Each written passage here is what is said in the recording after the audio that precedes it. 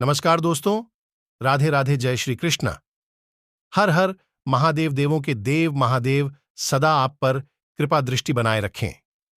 दोस्तों, नवरात्रि शुरू होने से पहले घर से आज ही हटा दें ये तीन चीजें माता लक्ष्मी होती हैं, क्रोधित और घर में आने लगती है दरिद्रता। तो आइए दोस्तों, जानते हैं आज की इस वीडियो में आखिर वह कौन सी तीन चीजें हैं जो हमें नवरात्रि शुरू होने से पहले घर से तुरंत ही हटा देनी चाहिए। दोस्तों, नवरात्रि शुरू होने से पहले घर से आज ही हटा दें यह तीन चीजें माता लक्ष्मी होती है, क्रोधित, घर में आने लगती है दरिद्रता। तो आइए दोस्तों, जानते हैं आज की इस वीडियो में। यह तो आपको पता ही है कि नवरात्रि के पर्व का इंतजार काफी बेसब्री से पूरे भारत में चल रहा है, क्योंकि इन दिनों में हम माता रानी का स्वागत करते हैं और व्रत रखते हैं। नवरात्रि का महापर्व बहुत ही शुभ और मंगलकारी माना जाता है। नवरात्रि के पूरे 9 दिन गंगा जल की हर एक बूंद की तरह पवित्र माने जाते हैं। यह शुभ समय भक्तों के जीवन में खुशियों की सौगात लेकर आता है। दोस्तों, आपको बता दें, सन 2023 में इस साल मां दुर्गा हाथी पर सवार होकर पृथ्वीलोक में पधारेंगी। शास्त्रों में वर्णित तथा मान्यताओं के अनुसार यदि शारदीय नवरात्रि पर यदि मां दुर्गा का आगमन उनकी वाहन शेर नहीं बल्कि हाथी पर होगा, तो मान्यता है कि मां दुर्गा का हाथी पर सवार होकर आना बहुत ही शुभ और कल्याणकारी माना जाता है और जीवन सुखमय हो जाता है। भक्ति का भरपूर लाभ भक्तजनों को मिलता है। दोस्तों, इस बार नवरात्रि पूरे 9 दिनों तक मनाई जाएगी। ना एक भी दिन कम, ना ज्यादा, पूरे 9 दिनों तक मनाई जाएगी।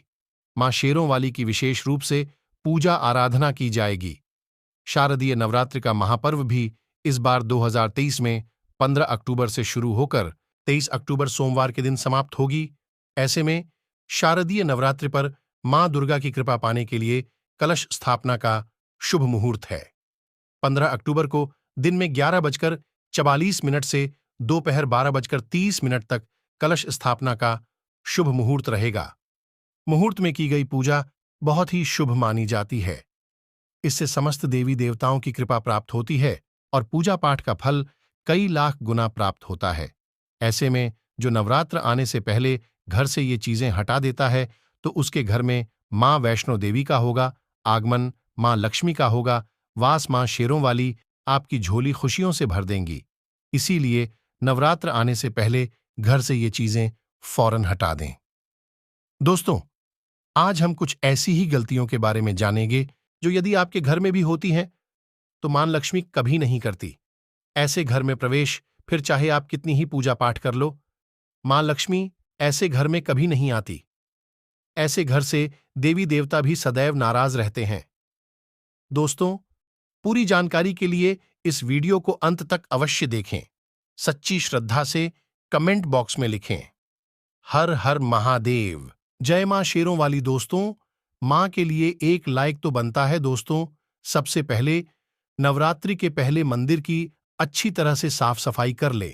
मंदिर के अंदर यदि पुरानी मालाएं हैं, टूटी फूटी मूर्तियां हैं, उसके साथ ही खाली माचिस के डिब्बे रखे हुए हैं, तो उन्हें फेंक दें तथा टूटी मूर्ति को किसी नदी में प्रवाहित कर दें।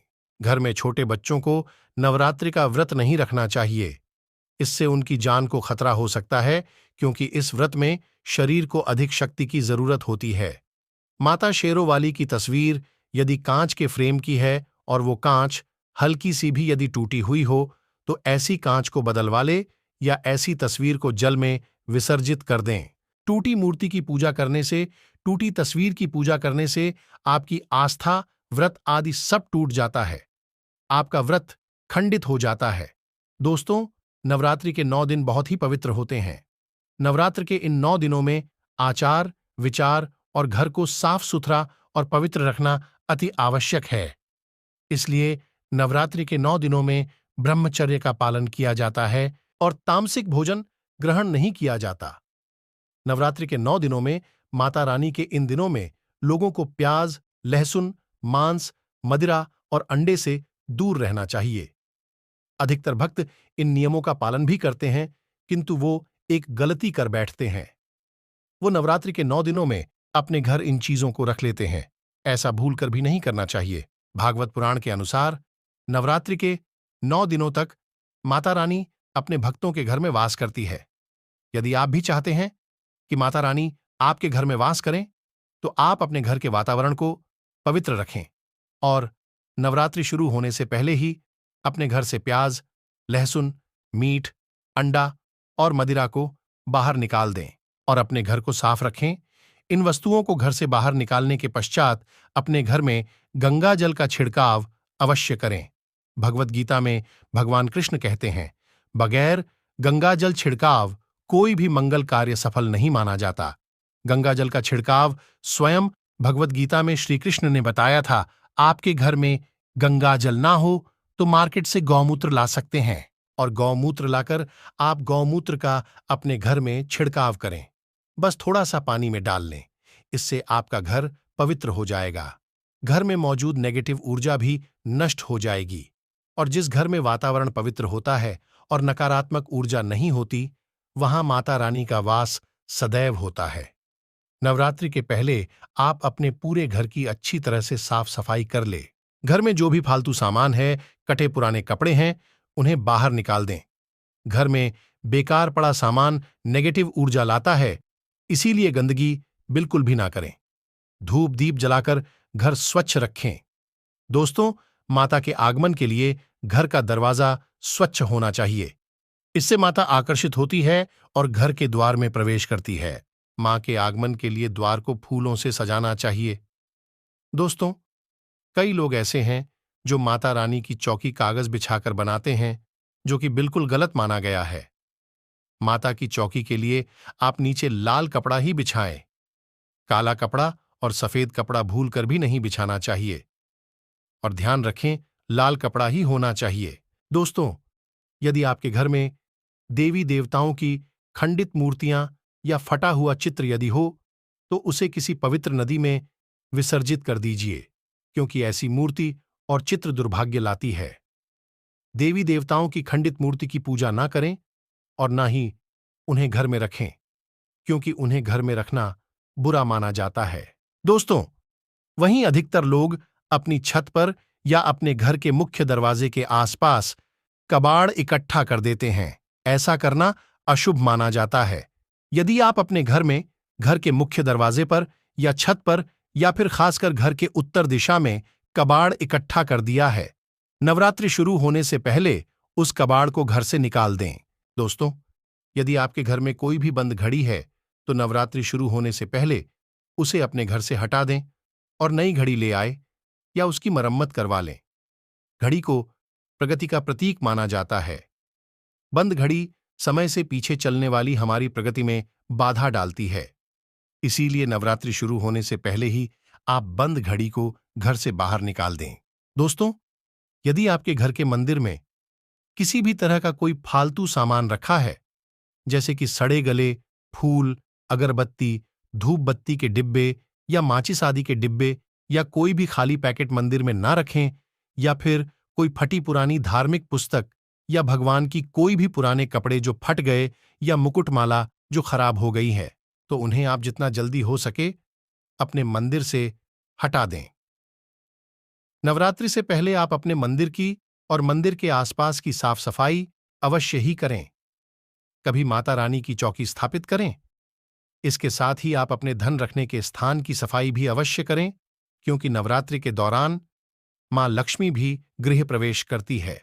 धन रखने के स्थान पर किसी भी तरह का कोई भी फालतू सामान, टूटा हुआ सामान ना रखें। धन रखने के स्थान को मंदिर की तरह ही साफ रखें। नवरात्र के दौरान माता रानी की पूजा में कौड़ियों को शामिल करें। माता के साथ साथ रोजाना कौड़ी का भी पूजन करें। इसके पश्चात आप कौड़ी को धन रखने के स्थान पर रख दें। ऐसा करने से बरकत सदैव होती है। यदि आपके पास फटे पुराने जूते, चप्पल इकट्ठे हो गए हैं, तो नवरात्रि से पहले उन्हें घर से बाहर निकाल दें। पुराने जूते, चप्पल की अशुभता के कारण ही घर में नेगेटिव ऊर्जा आती है और घर में अशांति और क्लेश का माहौल रहता है। नवरात्रि आने से पहले घर से मकड़ी का जाला निकालना ना भूलें। यदि जिस घर में जाला है, उस घर में माता रानी कभी वास नहीं करती। साथ ही साथ टूटे फूटे बर्तन यदि घर में पड़े हैं या टूटा हुआ आईना भी यदि घर में हो, तो उसे भी निकाल दें। घर में टूटे फूटे बर्तन भी नहीं रखने चाहिए, इससे मां लक्ष्मी नाराज हो जाती है। अब हम जानते हैं नवरात्रों के दौरान क्या नहीं खाना चाहिए और क्या नहीं पीना चाहिए, और कौन सा फल खाने से व्रत संपूर्ण और सफल हो जाता है। दोस्तों, हमारे चैनल सनातनी धर्म गुरु को सब्सक्राइब अवश्य करें और बेल आइकन को दबाना ना भूलें। तो आइए शुरू करते हैं। दोस्तों, नवरात्रि के दिन सेव अवश्य खाना चाहिए। शास्त्रों में बताया जाता है कि भगवान के भोग में सेब आदि अवश्य अर्पित किया जाता है। यदि आपका व्रत है तो आपको सेब अवश्य खाना चाहिए। केला, पपीता, तरबूज और मीठे अंगूर अवश्य खाना चाहिए। इन फलों से व्रतधारी को शक्ति मिलती है, व्रत संपूर्ण हो जाता है। शास्त्रों में बताया जाता है कि नवरात्रों के दिनों में सीताफल अवश्य खाना चाहिए। सीताफल खाने से 10 ऐसी बीमारियां हैं जो खत्म हो जाती हैं। माना जाता है कि नवरात्रों के दिनों में सीताफल का घर में प्रवेश होना बड़ा ही शुभ माना गया है। सीताफल खाने से नवरात्रि का व्रत सफल हो जाता है, क्योंकि इसमें माता सीता का आशीर्वाद मिला हुआ होता है। नवरात्रि के दौरान इसे जो भी खाता है उसे दुखों का सामना नहीं करना पड़ता। सीताफल आपको नवरात्रि में अवश्य खाना चाहिए। दोस्तों, नवरात्रों में व्रतधारी को डिब्बाबंद लस्सी, डिब्बाबंद जूस पीना नहीं चाहिए। उसमें कई केमिकल मिले होते हैं जिसके कारण आपका व्रत टूट सकता है। जब भी आप फलों का जूस पिएं तो याद रखें उसमें नमक न डालें, नहीं तो व्रत टूट जाएगा। साथ ही साथ जूस में बर्फ भी नहीं डालना चाहिए। फलों का सादा जूस पीने से व्रत सफल होता है। दोस्तों, नवरात्रि के दौरान सिंघाड़े का आटा या कूटू का आटा खाने से पहले ये देख ले कि आटा पुराना नहीं होना चाहिए, क्योंकि पुराने आटे में कीड़े वगैरह पड़ जाते हैं। इसके कारण आपका व्रत टूट सकता है, क्योंकि ये छोटे छोटे कीड़े हमें दिखाई नहीं देते और आपके मुंह तक पहुंच जाते हैं। ऐसा आटा खाना मतलब कीड़े मकोड़े का मांस खाने के बराबर माना गया है। दोस्तों, नवरात्रि के दौरान आप शाम के समय खाने में दही ले सकते हैं, आलू वगैरह खा सकते हैं, साबूदाने की टिकिया बनाकर खा सकते हैं, साबूदाने की खीर और आलू के पापड़ भी खा सकते हैं। कई सब्जियां तो ऐसी हैं जो नवरात्रि के दौरान भोजन में शामिल हैं। इससे आपको एनर्जी मिलेगी और नवरात्रि के दौरान आप दूध पी सकते हैं, जो आपको ताकत देगा। चाय वगैरह भी पी सकते हैं, किंतु याद रहे उसमें नमक न डालें। एक बात का ध्यान रहे, व्रतधारी को पेट भर खाना यानी गले तक भोजन नहीं करना चाहिए, नहीं तो व्रत रखने का कोई भी फायदा नहीं होगा। थोड़ा थोड़ा खा सकते हैं। दोस्तों, नवरात्रि के 9 दिन आदि शक्ति मां दुर्गा को समर्पित होते हैं। नवरात्रि के 9 दिन माता के 9 अलग अलग स्वरूपों का पूजन किया जाता है। नवरात्रि के 9 दिनों में माता रानी को अलग अलग स्वरूप के हिसाब से अलग अलग भोग अर्पित किए जाते हैं। किंतु क्या आप जानते हैं, कुछ ऐसी वस्तु है जिन्हें नवरात्रि के दौरान भूलकर भी माता रानी को अर्पित नहीं करना चाहिए। यदि इन वस्तुओं को आप गलती से भी माता रानी को अर्पित कर देते हैं तो आपको व्रत और पूजन का पूर्ण लाभ नहीं होगा। इसीलिए माता रानी को प्राप्त करने के लिए आपको यह जानना अति आवश्यक है कि वो कौन सी ऐसी वस्तु है जो माता रानी के पूजन में भूलकर भी प्रयोग नहीं करनी चाहिए। तो मां का जयकारा लगाते हुए वीडियो को शुरू करते हैं। दोस्तों, नंबर 1, नवरात्रि के दौरान शादीशुदा महिलाओं को सफेद कपड़े पहनकर पूजा पाठ नहीं करना है। साथ ही साथ काले कपड़े भी नहीं पहनना चाहिए। इससे पूजा, व्रत आदि घटित हो जाती है। माता की चौकी जब आप लगाए तो उसमें कागज नहीं लगाना चाहिए। माता की चौकी सदैव लाल कपड़ा बिछाकर ही बनाना चाहिए। सदैव याद रहे, नवरात्रों के इन 9 दिनों तक व्रतधारी को अपना आसन मां की चौकी के आगे ही लगाना चाहिए और वहीं पर आपको सोना चाहिए। मंदिर को नवरात्रों के दौरान अकेला नहीं छोड़ा जाता। मंदिर को अकेला छोड़ना बहुत ही अशुभ माना जाता है, जिससे दुर्गा माता नाराज हो जाती है और सदैव के लिए चली जाती है। दोस्तों, नंबर 2, नारियल। हिंदू धर्म में नारियल को समृद्धि, धन और सम्मान का सूचक माना जाता है। नारियल को श्रीफल भी कहा जाता है। नारियल को सुख समृद्धि में वृद्धि करने वाला माना जाता है। नारियल का तो हर मांगलिक कार्य में विशेष महत्व होता है। जैसे कि आप सभी जानते हैं कि माता रानी के कई मंदिरों में नारियल से बलि भी दी जाती है और माता रानी के पूजन में नारियल का प्रयोग हम सभी करते हैं। खासकर कलश की स्थापना नारियल रखकर ही की जाती है। माता रानी के पूजन में हम नारियल प्रयोग करते समय कुछ गलती करते हैं। दोस्तों, नारियल कई प्रकार के होते हैं, एक हरा, दूसरा सूखा जिसके अंदर पानी होता है। जिस नारियल के अंदर पानी होता है, माता रानी के पूजन में सदैव पानी वाला और जटा वाला नारियल ही प्रयोग करें। नारियल चटका हुआ टूटा हुआ नहीं होना चाहिए, क्योंकि साबुत नारियल ही पूर्ण और पवित्रता का प्रतीक होता है। साबुत नारियल ही सुख समृद्धि का प्रतीक होता है। नारियल को ही श्रीफल यानी कि मां लक्ष्मी का फल कहा जाता है। नवरात्रि में माता रानी के कलश की स्थापना करते समय जटा वाला यानी पानी वाला नारियल कलश पर स्थापित करना चाहिए। साथ ही यह ध्यान रखना चाहिए कि नारियल को सदैव कलश के ऊपर लेटाकर रखना चाहिए। कलश स्थापना करते समय कभी भी नारियल को खड़ा करके नहीं रखा जाता। नारियल को सदैव लिटाकर कलश के ऊपर रखा जाता है। साथ ही नारियल को स्थापित करने से पहले आप नारियल को लाल कपड़े में लपेटकर उस पर रख दें और फिर लाल चुनरी उड़ाकर आप नारियल कलश के ऊपर स्थापित करें। शास्त्रों के अनुसार कलश के ऊपर जब सही तरीके से नारियल रखा जाता है और सही प्रकार का नारियल रखा जाता है, तभी ही व्रत और पूजन का पूर्ण फल प्राप्त होता है। ये भी ध्यान रहे कि महिलाएं माता रानी को नारियल अर्पित तो कर सकती हैं, किंतु कभी भी माता रानी के सामने नारियल को भूलकर भी न तोड़ें, क्योंकि नारियल के 20 रूप होते हैं और स्त्रियां 20 रूप से ही शिशु को जन्म देती हैं। इसलिए कभी भी महिलाओं को नारियल तोड़ना नहीं चाहिए। दोस्तों, नंबर 3, लौंग। हम सभी माता रानी के पूजन में लौंग का प्रयोग करते हैं, किंतु लौंग का प्रयोग करते समय एक बहुत बड़ी गलती कर बैठते हैं।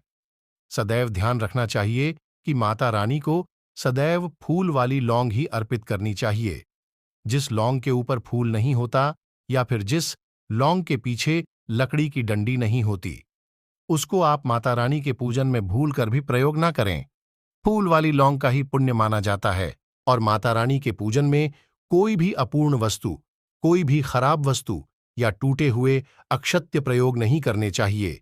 इसीलिए सदैव माता रानी के पूजन में फूल वाली लौंग का ही प्रयोग करें। दोस्तों, नंबर 4, तुलसी के पत्ते अर्पित नहीं करने चाहिए। मां दुर्गा के पूजन में तुलसी के पत्ते का प्रयोग करना वर्जित माना जाता है। तुलसी के पत्ते के अलावा माला भी माता रानी को अर्पित नहीं करनी चाहिए। दुर्वा भगवान श्री गणेश को प्रिय है। नवरात्रि में आप भगवान गणेश को दूर्वा अर्पित कर सकते हैं। भगवान विष्णु जी को तुलसी के पत्ते अवश्य अर्पित कर सकते हैं, किंतु माता रानी को भूलकर भी तुलसी के पत्ते या दूर्वा अर्पित ना करें। माता रानी को सफेद फूल भी अर्पित ना करें। माता रानी को सदैव लाल रंग के फूल अर्पित करने चाहिए। लाल रंग के फूल माता रानी को अति प्रिय है। खासकर माता को गुड़हल और कमल के फूल अति प्रिय है। शास्त्रों में बताया जाता है कि घर में माता रानी की 1 या 2 से अधिक फोटो नहीं होनी चाहिए। इस बात का भी आप विशेष ध्यान रखें कि माता रानी के पूजन में कोई भी खंडित चीज प्रयोग ना करें। खंडित चीज जैसे कि चटका हुआ या टूटा हुआ दीपक या फिर चटका हुआ कोई बर्तन। साथ ही ये भी ध्यान रहे कि लोहे के और प्लास्टिक के बर्तन आप माता रानी के पूजन में प्रयोग ना करें, क्योंकि प्लास्टिक के चाइनीज बर्तन हड्डियों के पाउडर से मिलकर बनते हैं और ऐसा न करें। ऐसे बर्तनों को माता रानी के पूजन से सदैव दूर रखना चाहिए। माता रानी को जो पुष्प अर्पित कर रहे हैं उन्हें सूंघते नहीं। सूंघे हुए फूल या गिरे हुए फूल या फिर मुरझाए हुए फूल माता को अर्पित न करें। दोस्तों, नवरात्रि के अष्टमी और नवमी तिथि पर कन्या पूजन का विधान है। दोस्तों, वीडियो पसंद आई हो तो कमेंट बॉक्स में जय माता दी अवश्य लिखें। हे माता रानी, जो भी भक्त कमेंट में जय माता दी लिखकर चैनल को सब्सक्राइब करेगा, उसके घर में सदैव माता लक्ष्मी की कृपा दृष्टि बनी रहे। धन्यवाद।